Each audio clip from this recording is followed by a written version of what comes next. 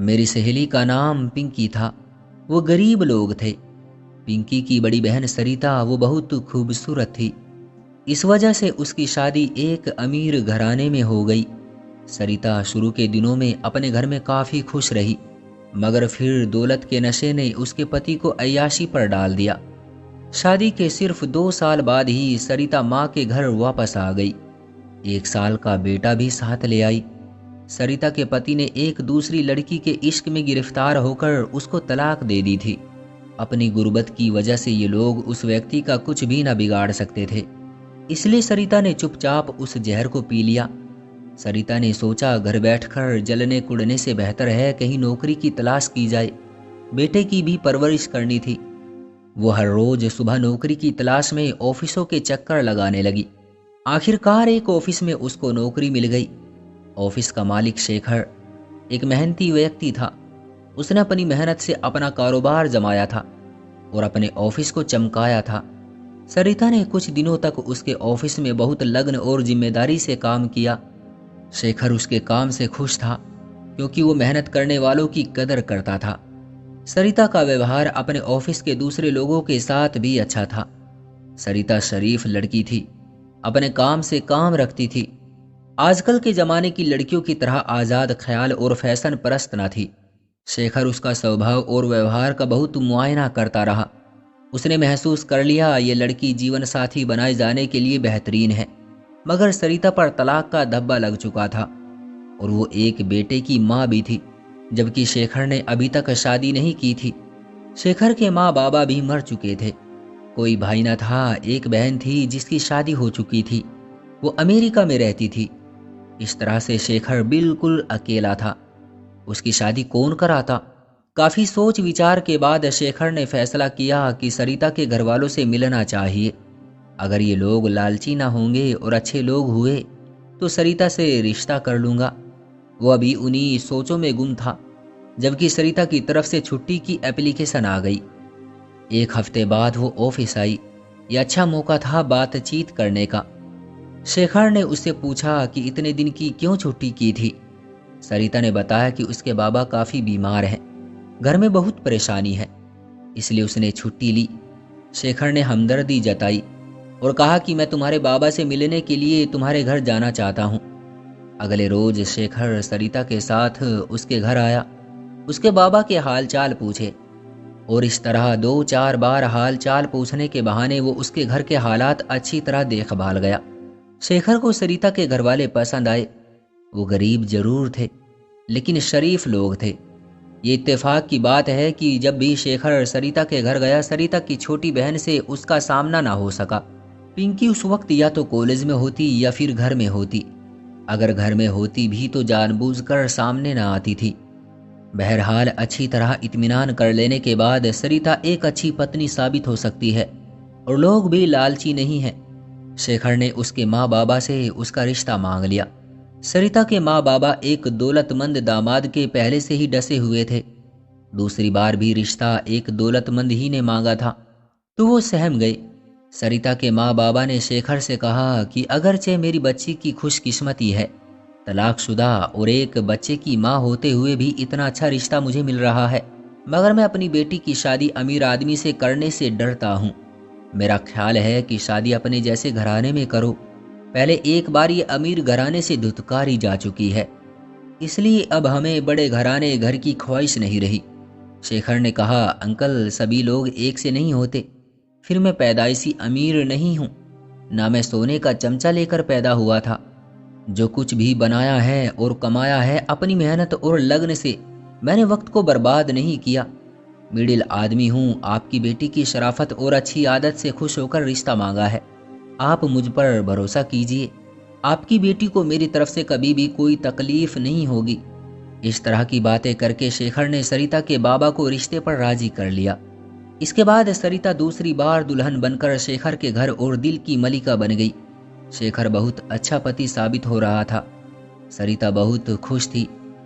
वो सोच भी नहीं सकती थी कि कभी दोबारा किस्मत भी उस पर मेहरबान होगी और वो घर आबाद कर सकेगी। जिस ऑफिस में वो नौकरी करती थी, आज वो उसी ऑफिस की मालिक बन चुकी थी। शेखर ने उस पर यह पाबंदी भी न लगाई कि वो अपने पहले पति के बेटे को अपने साथ नहीं रख सकती, लेकिन उसका बेटा अपनी नानी से घुल मिल गया था, इसलिए उसने अपने बेटे को नानी के पास ही रहने दिया। सरिता के 2 बच्चे और हो गए थे। वो अपने घर में खुश थी। एक बार उसकी बहन पिंकी अपनी बहन सरिता के घर रहने के लिए आई। अगली सुबह सबने बाहर घूमने का सोचा, लेकिन सरिता ने अपने पति को कहा कि मेरी तबीयत ठीक नहीं है, तुम जाकर पिंकी और बच्चों को घुमा लाओ। वो सब गाड़ी पर सैर करने चले गए। दूसरे रोज भी सरिता ना गई, बल्कि पिंकी ही बहनों के साथ शेरो तफरी करने गई। उस रोज ये लोग रात को काफ़ी देर से घर लौटे। बच्चे गाड़ी में ही सो गए थे। पिंकी 2 हफ्ते सरिता के घर रही। इस समय में उसका अपने बहनोई के साथ इस किस्म का लगाव हो गया कि जिसका सरिता को कुछ पता न था।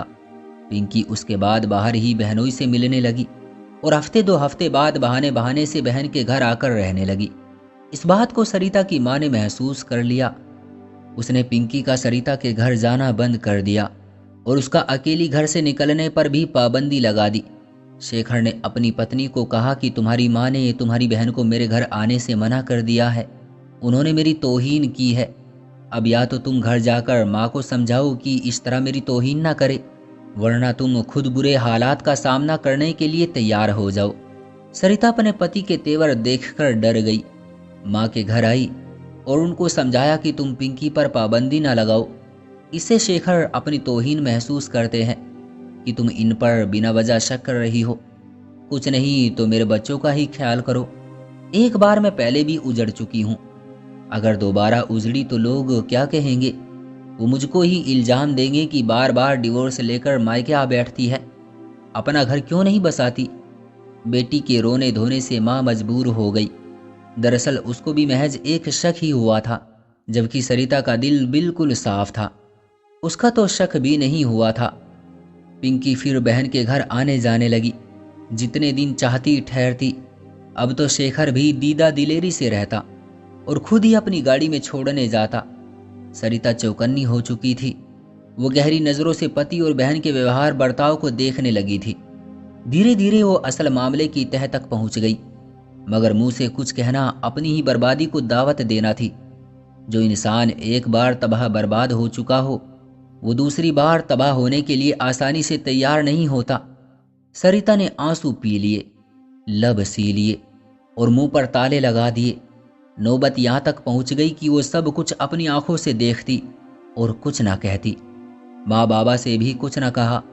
शेखर का व्यवहार बदलता गया, यहाँ तक कि उसने बच्चों को भी हॉस्टल में छोड़ने का सोच लिया। सरिता इनकी जुदाई बर्दाश्त न कर सकती थी। वो विनती करने लगी कि बच्चों पर यह जुल्म मत करो, जब मैं उनकी देखभाल अच्छी तरह कर सकती हूँ, फिर क्यों इन्हें हॉस्टल में डाल रहे हो। शेखर को तो अपनी दौलत का घमंड था। उसने बच्चों को एक हॉस्टल में एडमिट करा दिया और पत्नी से ये कहा कि मैं ये सब उनकी अच्छी शिक्षा के लिए कर रहा हूँ। बच्चों के जाते ही सरिता का दिल और घर दोनों वीरान हो गए, लेकिन शेखर खुद को आज़ाद और हल्का महसूस करने लगा। उस पर बच्चों की भी जिम्मेदारियां ना रही थी, जबकि सरिता के लिए अब घर में कोई ज़्यादा काम ना रहा था और वो घर में तन्हाई काटने लगी। बच्चों के कामों में वो खुद को भूली हुई थी। बच्चे दूर जा चुके थे, उसे वक्त काटे नहीं कटता था। इधर अपने पति और सगी बहन के दिए हुए घाव बढ़ने लगे। शेखर पत्नी की बहाने बहाने से तौहीन करता और बुरी तरह उसको नज़रअंदाज कर रहा था। वो हर हाल में पिंकी से शादी करना चाहता था, मगर उसकी पत्नी इस राह में कांटा थी। वो उसके होते हुए किसी भी हालत में पिंकी से शादी नहीं कर सकता था। पिंकी घर से कंप्यूटर सीखने के बहाने से निकलती थी। एक दिन वो कंप्यूटर सीखने गई थी कि फिर न लौटी। शेखर के प्रोग्राम से स्टेशन चली गई, जहां शेखर के ऑफिस का मैनेजर मौजूद था। उसके कुछ दिनों बाद ही शेखर ने भी कानपुर जाना था। मैनेजर पिंकी को लेकर कानपुर की बजाय एक गांव चला गया।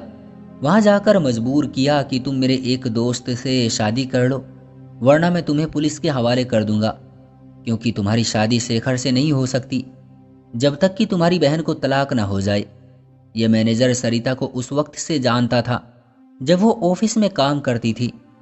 वो इतनी अच्छी लड़की थी कि ऑफिस के हर मर्द के दिल में उसकी बहुत इज्जत थी। जबकि शेखर और पिंकी का संबंध मैनेजर को बाद में मालूम हुआ था। अब वो पिंकी को अपने जाल में फंसाकर उसको मजबूर कर देना चाहता था कि वो अपनी बहन की जिंदगी से निकल जाए। पिंकी खूबसूरत थी। उसने अपने गांव के एक दोस्त को पिंकी की झलक दिखाकर शादी के लिए तैयार कर लिया था। पिंकी और बुरी तरह से फंस चुकी थी। वो वापस नहीं जा सकती थी और गांव की जिंदगी स्वीकार भी नहीं कर सकती थी। इधर पुलिस का डर भी था। शेखर से मिलने को मजबूर थी क्योंकि वो गांव के कुछ लोगों की कैद में थी। इस तरह मैनेजर ने उसकी शादी अपने एक दोस्त से करवा दी। शादी का एक हफ्ता हुआ उस व्यक्ति के साथ गुजारने के बाद पिंकी ने भी हथियार डाल दिए और अपने पति से कहा, तुम मेरे बाबा को खबर पहुंचा दो।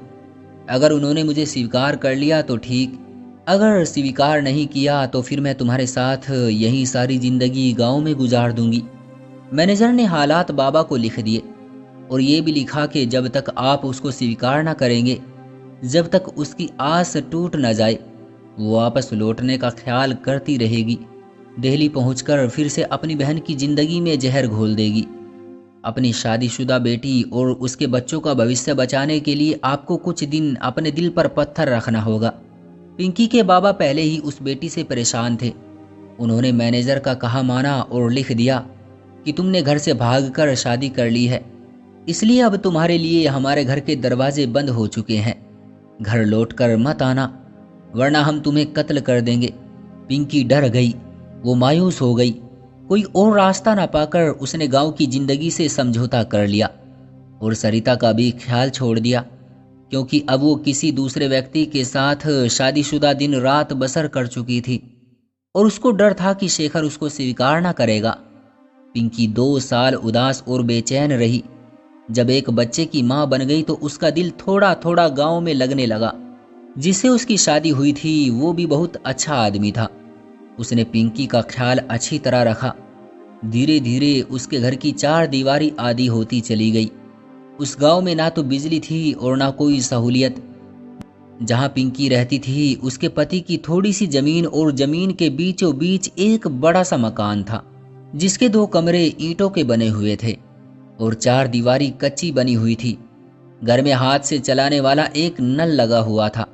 पहले पिंकी इस जिंदगी से समझौता करती ही ना थी, मगर अब वो इस घर और घर के माहौल को भी साफ सुथरा रखती थी और घर के अंदर उसने बाग और फुलवारी लगाई थी जिसकी देखभाल करके अपने वीरान दिल को खुश करती थी। इधर शेखर पिंकी का इंतजार करते करते हार बैठा है और फिर वो दोबारा अपनी पत्नी के साथ अच्छी तरह रहने लगा और अपनी पत्नी को खुश रखने लगा और अपने बच्चे को भी वापस घर ले आया। वो समझता था कि पिंकी बेवफा निकली, वो किसी और के साथ भाग गई है। वो अब उससे नफरत करने लगा था, लेकिन सरिता से भी इतनी मोहब्बत नहीं करता था जितनी वो पहले किया करता था। लेकिन सरिता ने भी बच्चों के साथ जिंदगी से समझौता कर लिया था। वो अपनी बहन को माफ नहीं करना चाहती क्योंकि उसकी बहन ने उसके घर की खुशियां और उसके पति को दूर किया था। लेकिन उसको अपनी बहन पर तरस भी आता था। कहाँ तो वो शहर में रहती थी और कहाँ अब देहाती जिंदगी बसर करने पर मजबूर थी। अगर वो अपनी बहन के रिश्ते का लिहाज करती तो शायद कुदरत उसको ये सजा न देती। क्यों दोस्तों, आपका क्या कहना है इस कहानी के बारे में? कमेंट करके हमें ज़रूर बताएं। वीडियो को लाइक करके चैनल को सब्सक्राइब कर लीजिए और साथ में घंटी को दबाकर ऑल पर सेट कर लीजिए ताकि आने वाली वीडियो आपको तुरंत मिले। मुझे दीजिए अगली वीडियो तक इजाज़त। तब तक के लिए धन्यवाद।